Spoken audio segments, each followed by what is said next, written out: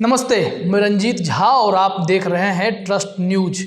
इन दिनों देश भर की सियासत में यह चर्चा है कि आखिर प्रशांत किशोर को इतना अच्छा ऑफर मिल रहा था कांग्रेस ज्वाइन करने के लिए, तो फिर उन्होंने मना क्यों कर दिया।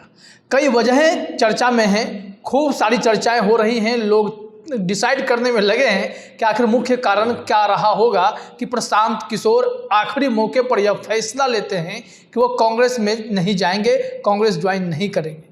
हुआ क्या था? दो बातें मीडिया में भी चल रही हैं। एक बात तो यह है कि प्रशांत किशोर ने जो 600 पन्ने की स्लाइड, जो 600 स्लाइड तैयार हुए थे प्रेजेंटेशन के लिए, उसमें से दो बिंदु ऐसे थे, दो पेज के बारे में चर्चा खूब हो रही है। उन दो स्लाइड में ऐसी बातें थी जो कांग्रेस को नागवार गुजरी, उन्हें पसंद नहीं आई। और एक और घटनाक्रम ऐसा था जिसे देखने के बाद कांग्रेस ने भी सोचा कि प्रशांत किशोर नहीं आए उनके साथ तो ही अच्छा। आखिर कांग्रेस अपना बदलाव क्यों नहीं चाहेगी? जहां लगातार हार मिल रही हो तो ऐसे में कांग्रेस अपना चेंजेस अपने पार्टी के अंदर में आमूल चूल परिवर्तन क्यों नहीं चाहेगी? और इसके लिए कोई अगर रणनीतिकार उनके साथ जुड़ना चाह रहा था तो फिर कांग्रेस ने मना क्यों किया? कहा जा रहा है कि प्रशांत किशोर के स्लाइड में जो दो बिंदु थे, उस बिंदुओं को लेकर के कांग्रेस को बुरा लगा।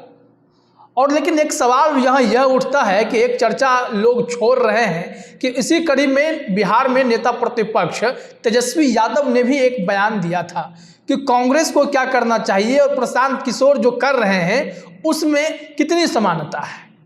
क्या प्रशांत किशोर की वजह से पार्टियां चुनाव जीतती हैं? इसको लेकर भी तेजस्वी यादव ने अपना रुख स्पष्ट कर दिया था। इसके बाद अब यह चर्चा हो रही है प्रशांत किशोर ने तेजस्वी की बातों को दिल पे ले लिया या फिर कांग्रेस ने प्रशांत किशोर की बातों को दिल पर ले ली। ये दोनों बातों को लेकर के जरा समझने की कोशिश कीजिए कि प्रशांत किशोर क्या चाहते थे, कांग्रेस क्या चाहती थी, तेजस्वी यादव ने क्या कहा था। इन तीनों कड़ियों को अगर जोड़ते हैं तो फिर पूरी कहानी, इनसाइड स्टोरी इसको कहते हैं, वो स्पष्ट हो जाएगी। अब इन्हीं इनसाइड स्टोरी पे हम लोग बात करते हैं। जो मैंने पॉइंट्स नोट किए हैं उसके हिसाब से सबसे पहले बात कर लेते हैं प्रशांत किशोर की। हमने यह चर्चा तो आपके लिए कर ही दी है कि प्रशांत किशोर दरअसल क्या चाहते थे। चाहते थे कि वो कांग्रेस में जब जाए तो उनके पास फुल अथॉरिटी हो, निर्णय लेने की क्षमता हो, स्वतंत्र रूप से वो काम करें। लेकिन सोनिया गांधी ने पहले ही एक एम्पावर्ड एक्शन ग्रुप 2024 के लिए क्रिएट कर रखा है। उस एक्शन ग्रुप में कांग्रेस के कई ऐसे सीनियर लीडर्स हैं ऑलरेडी जो डिसीजन मेकिंग के रोल में हैं, और प्रशांत किशोर को उसी में से एक सदस्य बनने को कहा गया कि आप इस एम्पावर्ड एक्शन ग्रुप में आ जाइए और यहाँ पर मिलकर काम कीजिए। लेकिन प्रशांत किशोर को यह पता था कि अगर वो एम्पावर्ड एक्शन ग्रुप में ज्वाइन करते हैं तो वहाँ पर उनके साथ जो है वही काम होगा जो बाकी लोगों के साथ हो रहा है, डिसीजन कोई और लेगा, इनको फ्रीडम के साथ निर्णय लेने की क्षमता रोक दी जाएगी। तो यहाँ पर शक पकाए प्रशांत किशोर, उन्हें लगा कि ना, ये तो ठीक नहीं है, अगर मैं जाऊंगा तो पूरी तरीके से काम करूंगा। इसमें भी एक और बिंदु है जिस पर गौर करना बहुत जरूरी है। प्रशांत किशोर चाहते थे कि कांग्रेस की जिम्मेदारी मिले, कांग्रेस के मैनेजमेंट को हम देखें, लेकिन कांग्रेस ने उन्हें इलेक्शन मैनेजमेंट देखने के लिए कह दिया कि अब आप जो है हमारे लिए कैंपेन कीजिए, चुनावी रणनीति बनाइए। लेकिन प्रशांत किशोर चाहते थे कि कांग्रेस में जो कमियां हैं, जो सबसे पुरानी पार्टी है, ऐतिहासिक पार्टी है, उसको दुरुस्त करने के लिए वो कांग्रेस की बागडोर यानी मैनेजमेंट कम से कम पूरा वो अपने हाथ रखना चाहते थे। यहाँ पर शायद मतभेद पहले दिखाई पड़ गया। अब चलिए इसमें आते हैं एक मुद्दे पर जिसकी चर्चा हो रही है कि प्रशांत किशोर की कौन सी बात कांग्रेस को दिल पर लग गई है, ये जरा समझिए।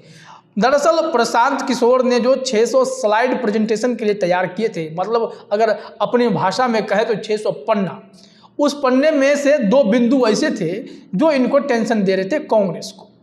प्रशांत किशोर ने कहा कि इस वक्त समय यह है कि कांग्रेस में आमूल चूल परिवर्तन हो और इसके लिए जो उनके जो सुप्रीमो हैं, बॉस की भूमिका जो है वो प्रियंका गांधी वाड्रा को मिले, प्रियंका गांधी कांग्रेस के चीफ बने। और दूसरी बात है कि पार्टी चाह रही थी कि राहुल गांधी, सोनिया गांधी हटे तो राहुल गांधी बन जाए, मतलब जो हमेशा कांग्रेस के इतिहास में बीते कुछ सालों से चल रहा है, या तो राहुल गांधी या तो फिर सोनिया गांधी, घूम फिर करके इन्हीं पर पूरी कहानी घूमती है। लेकिन प्रशांत किशोर ने कहा कि आपको सबसे पहले तो प्रियंका गांधी को चीफ बनाइए, और पीएम फेस की जहाँ तक बात आती है तो कोई दूसरा व्यक्ति हो, दोनों एक ही पद एक ही चेहरा ना हो, यानी एक पद किसी और के लिए और प्रधानमंत्री के लिए कैंडिडेट कोई बने तो कोई और बने। अब उसमें उन्होंने राहुल गांधी के नाम की जिक्र नहीं की, तो इससे थोड़ी टेंशन दिखाई पड़ती है। यहाँ पर समस्या आ गई, कांग्रेस को बातों का बुरा लगा और दिल पे लग गई बात, तो फिर निर्णय में तो मतभेद तो होना ही था। बाद में रणदीप सुरजेवाला ने कहा कि हमने स्पष्ट और तय डिसीजंस लेने के लिए प्रशांत किशोर को पार्टी ज्वाइन करने को कहा था, एम्पावर्ड एक्शन ग्रुप में ज्वाइन करने के लिए कहा था, लेकिन यहाँ पर प्रशांत किशोर ने हमारे ऑफर को ठुकरा दिया है। लेकिन प्रशांत किशोर ने कहा कि यहाँ पर एक सॉलिड नेतृत्व की ज़रूरत है, और जो कि प्रियंका गांधी वाड्रा में वो देख रहे थे, लेकिन कांग्रेस ने उनकी बात नहीं मानी। दूसरी बात जो मैंने नोट किया है उसमें है कि सेकंड स्लाइड में ये कहा गया कि कांग्रेस को बिहार, महाराष्ट्र और जम्मू कश्मीर समेत ऐसे कुछ राज्य हैं जहां पर उनको अपने सहयोगियों के आंचल में छुपने की ज़रूरत नहीं है। यहां पर खुलकर सामने आइए, मैदान में आइए। हम इसी कड़ी से लिंक करेंगे प्रशांत किशोर और तेजस्वी यादव की बातों की, कि तेजस्वी यादव कांग्रेस के लिए क्या नसीहत दे रहे हैं, जरा गौर करने वाली बात है। अब यहाँ पर ये मैंने कहा कि कुछ राज्यों में कहा गया कि आपको गठबंधन करने की भी ज़रूरत नहीं है, एकला चलोरे की राहों पे चलिए, ये पॉइंट थे। लेकिन कांग्रेस की मजबूरी है कि उन्हें पता है कि उनकी धरातल लगभग मिटती जा रही है, ज़मीन पर जो पकड़ थी वो कमज़ोर हो गई है, तो गठबंधन के सहारे वो अपनी नैया खेपना चाहते हैं।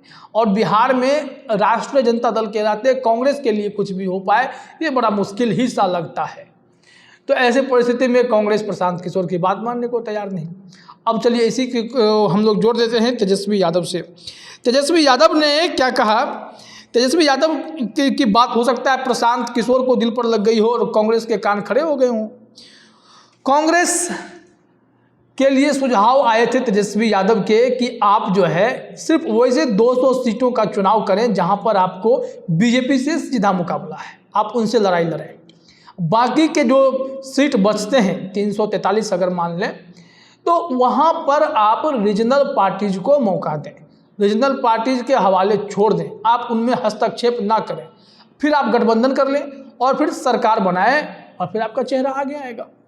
सबसे बड़ी बात यही थी। अब एक ओर प्रशांत किशोर का कहना है कि आप बिहार में अकेले चलिए, और दूसरी ओर तेजस्वी यादव का कहना है कि हम जो है चाहते हैं कि आप 200 सीटों पर ही चुनाव लड़ें देश भर में, वैसे जो वहाँ पर बीजेपी से मुकाबला है, बाकी रीजनल पार्टी से गठबंधन कर लें आप और वहाँ पर उनको लड़ने दें चुनाव, उनमें आप दखलंदाजी ना दें। ऐसे सिचुएशंस चाह रहे थे। तो भाई तो जो कंट्राडिक्शन है। इसके बाद अब आप आइए तेजस्वी यादव के दूसरे पॉइंट पर, जहाँ पर प्रशांत किशोर को खूब तेज मिर्ची लगी होगी।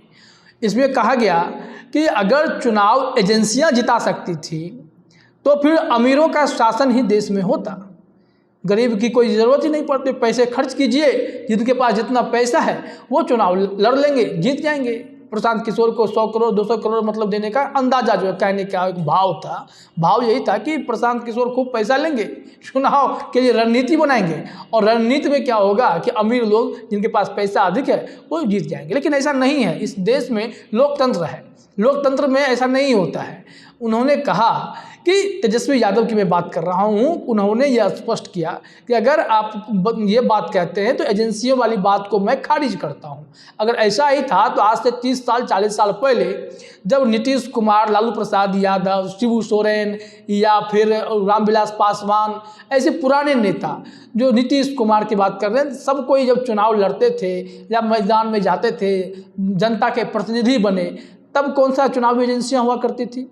तब तो इनका जनाधार ही काम आता था। तो ऐसे में आप ग्राउंड जीरो पर कितना काम करते हैं, ग्रास रूट लेवल पे कितना काम करते हैं, यह सबसे ज़्यादा ज़रूरी होता है।